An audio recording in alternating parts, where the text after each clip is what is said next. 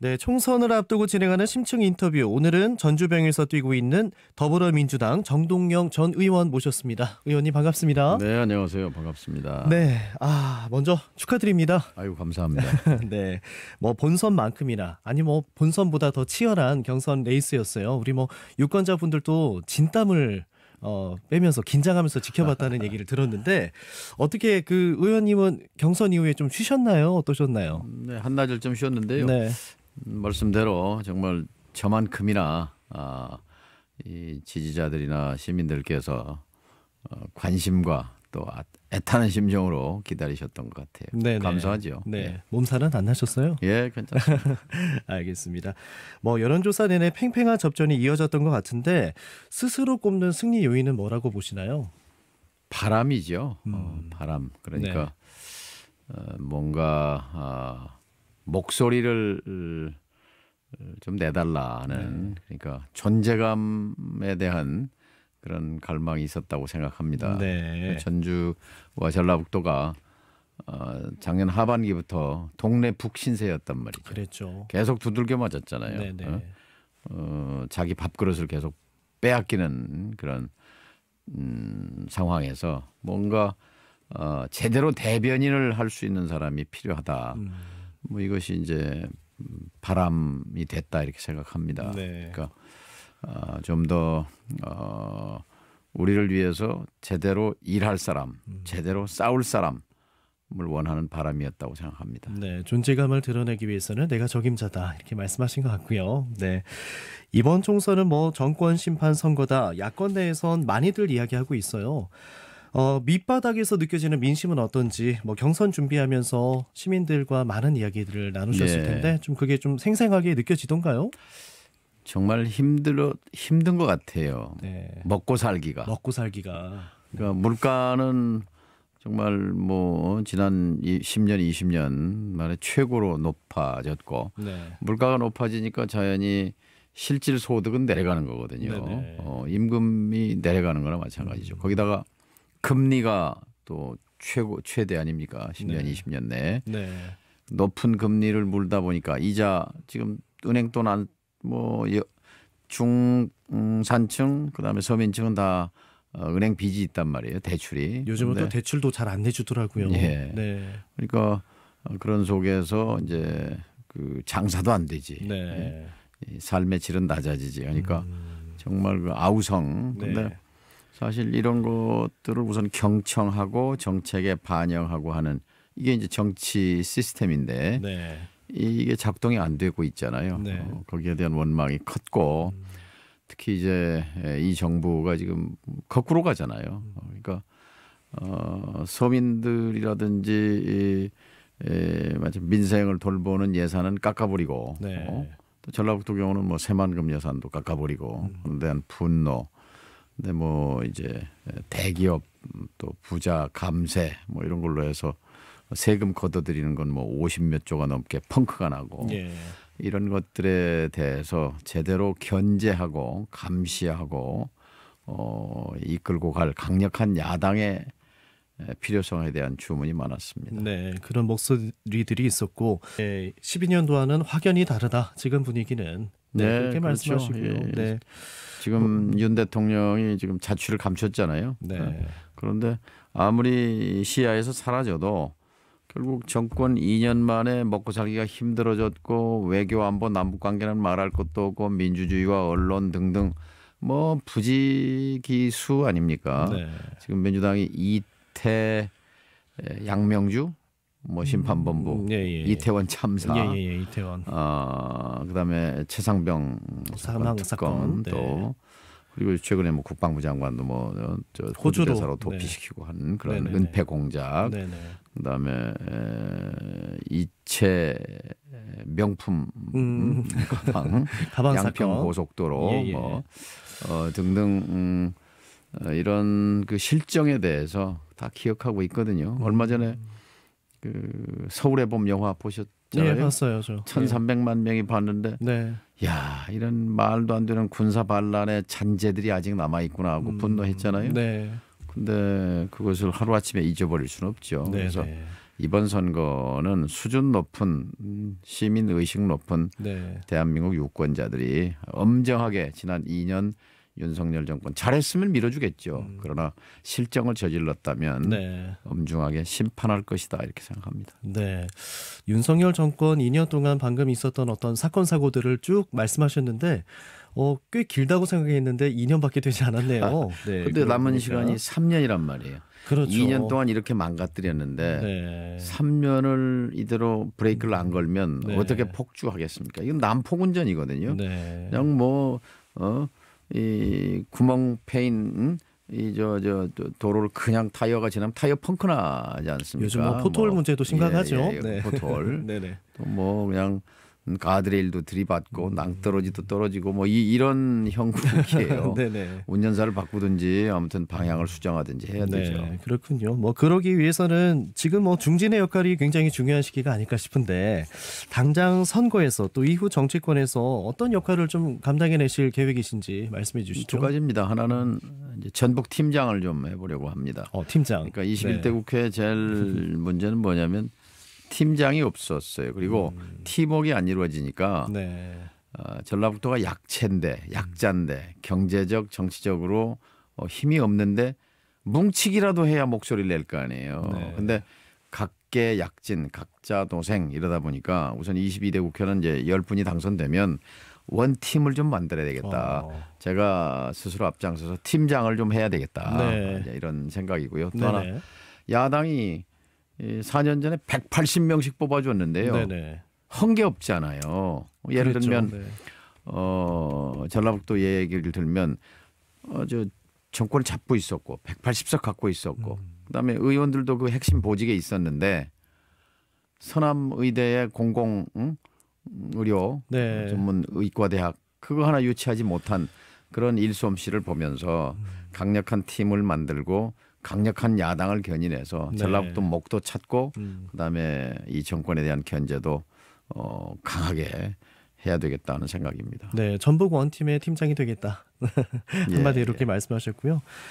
이거는 조금 불편한 질문일 수도 있겠습니다만 그 민주당 지지자 가운데 과거 그 노무현 대통령, 고 전 노무현 대통령과 충돌했던 모습과 또 문재인 대표 시절에 탈당해서 안철수 국민의당으로 넘어갔던 일들을 좀 비판하는 분들도 계세요.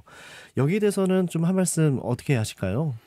제가 정치를 해오면서 네. 과오죠. 그러니까 참고 그냥 민주당에 이번에 이낙연 전 총리가 탈당해서 나갔고 네. 임종석 전 비서실장은 남았는데 임종석 실장의 처신이 맞다고 봅니다. 저도 참지 못하고 바탕을 벗어난 것에 대해서 네. 참 스스로 생각해도 좀 부끄럽게 생각합니다. 그런 과오가 있었는데요. 예를 들면 이제 2016년 선거를 앞두고 8년 전입니다. 네. 제가 고향 순창에 집거하고 있을 텐데 그때 민주당의 문재인 대표가 저를 찾아왔어요. 순창으로. 아마 전라도 산골까지 찾아온 건 처음일 겁니다. 네네. 안철수 씨도 저를 순창 폭흥으로 찾아왔어요. 같이 하자고. 네네. 근데 그때도 제가 고민을 했죠. 그러니까 다시 민주당으로 돌아가서 정치를 할 것인가.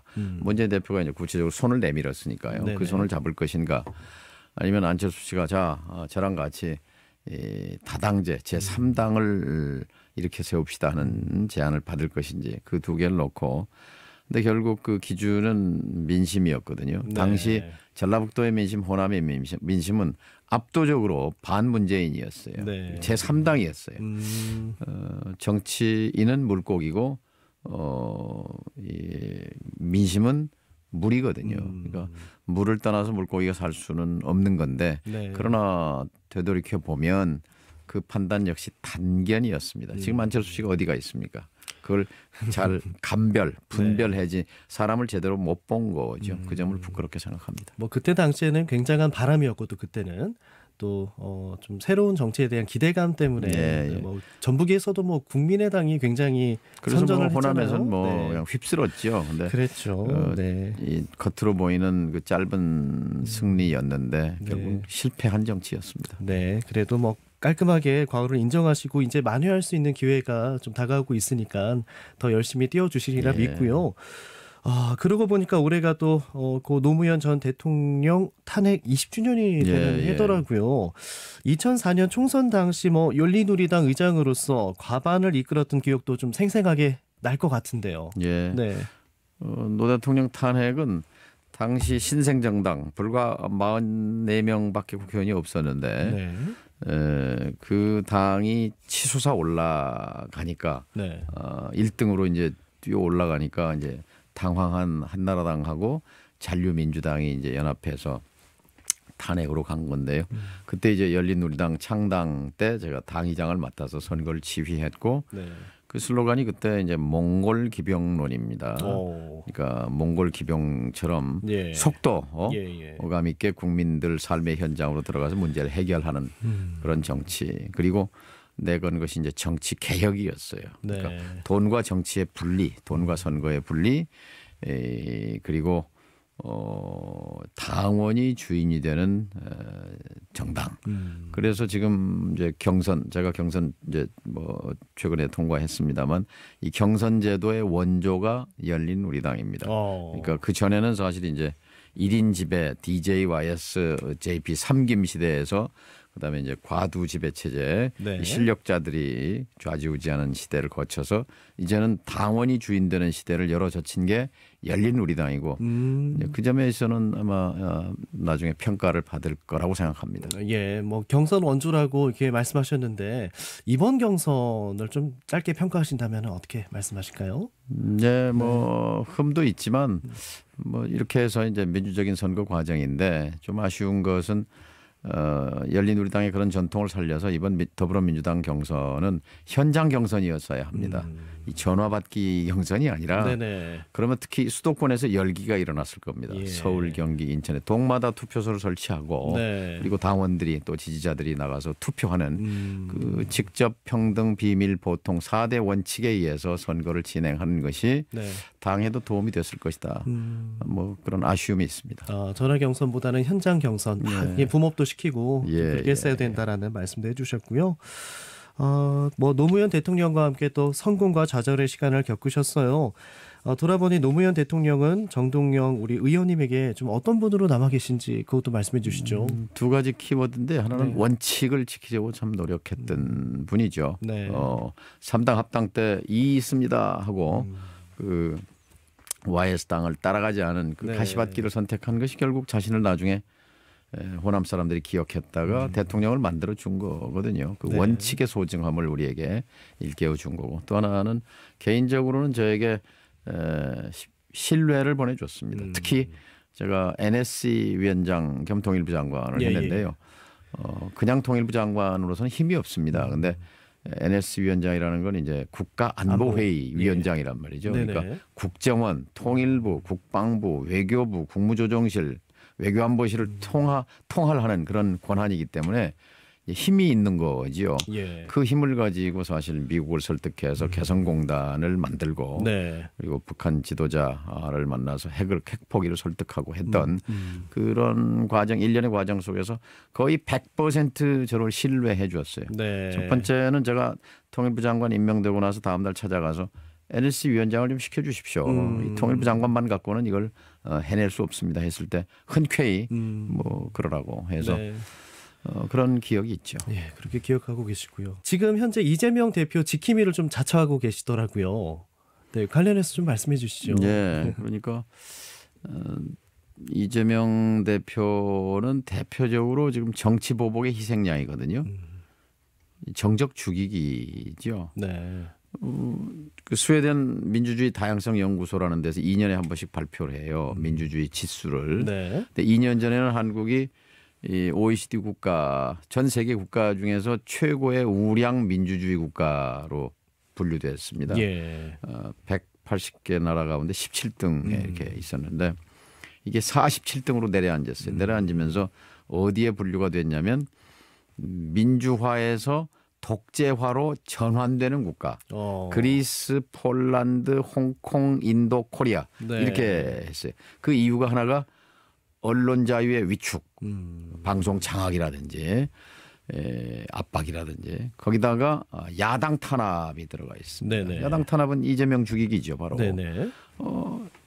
세계인들이 보기에 한국의 민주주의가 위태로운 거예요. 독재화로 전환되고 있다고 보는 거죠. 네네. 거기서 지금 민주당에서 작년에 체포영장 잡아가라 이렇게 투표를 했지 않습니까? 네네. 30여 명이 넘게. 예예. 근데 민주당 지지자들로서는 용납할 수 없는 거죠. 네네.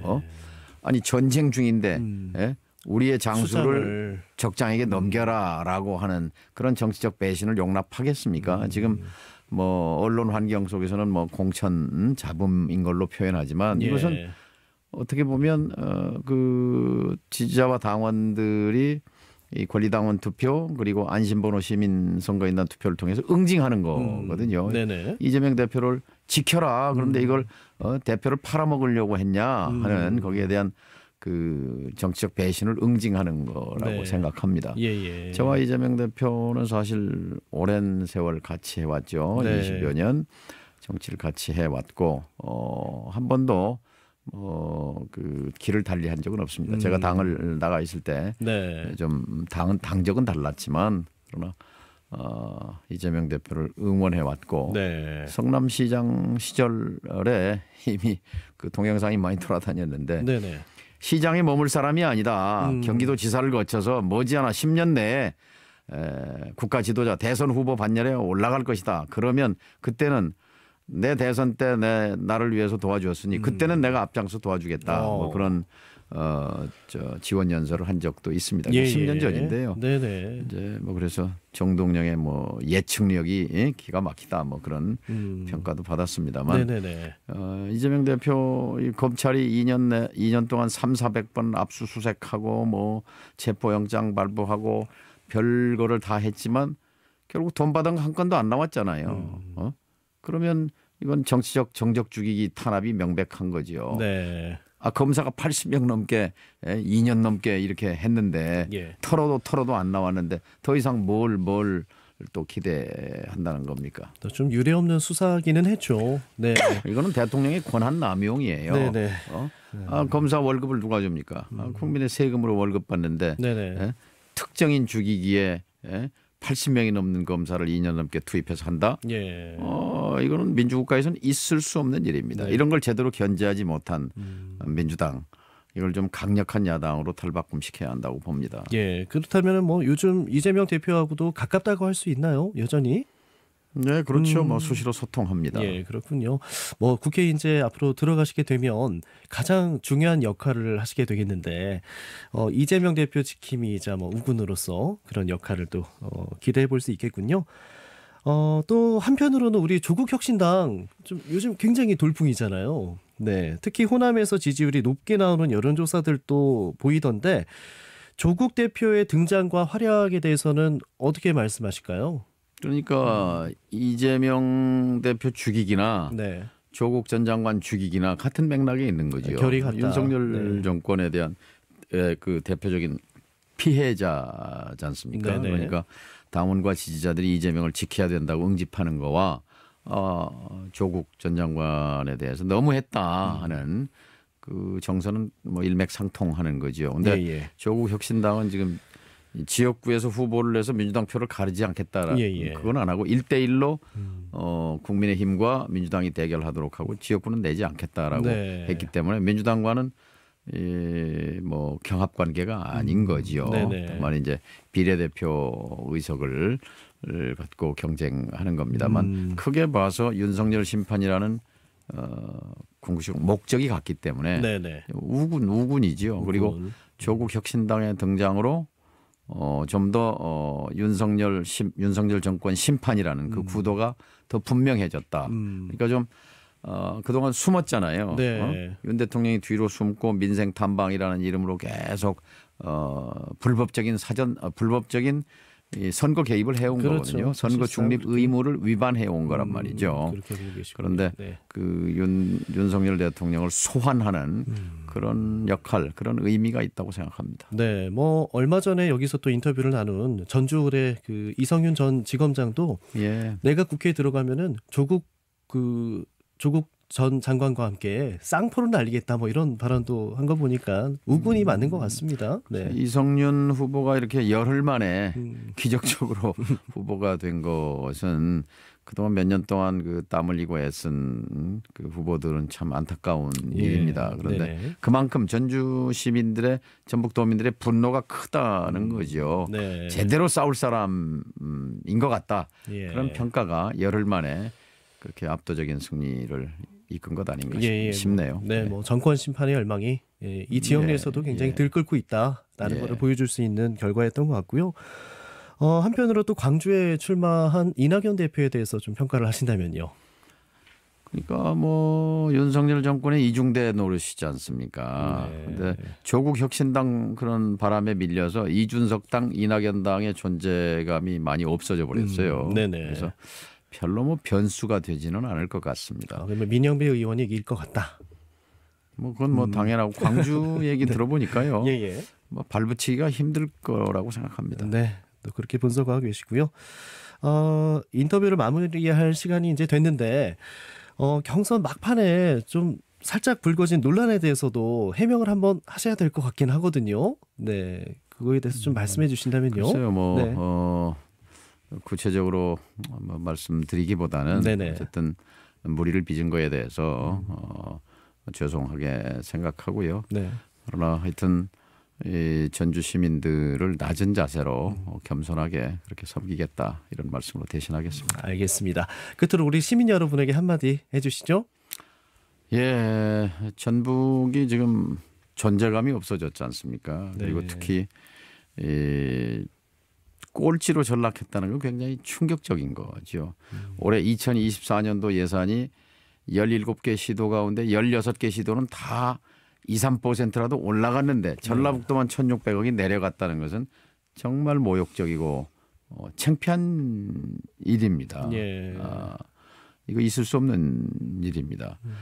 똘똘 뭉쳐서 전라북도를 위해서 싸워야 할 때고 또 상식을 파괴하는 듣도 보도 못한 이 정권의 폭정에 맞서서 싸워야 할 때고 제가 선봉에 서서 전북의 팀장이 되고 싸움의 선봉장이 돼보려고 합니다. 알겠습니다. 앞으로의 뭐 열심히 뛰는 활약하는 모습 잘 지켜보겠고요. 네, 응원하겠습니다.